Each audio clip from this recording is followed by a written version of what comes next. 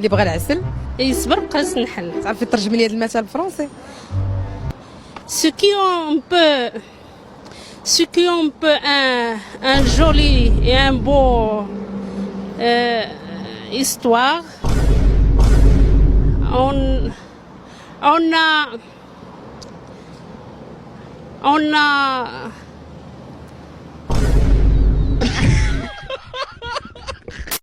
ضربني وبكى. سبقني وشكا. شنو فهمتي من هذا المثل؟ زعما ضربني بكا وسبقني وشكا. زعما هو الشرح ديالها بغيتي نشرحها لك. شنو فهمتي منه؟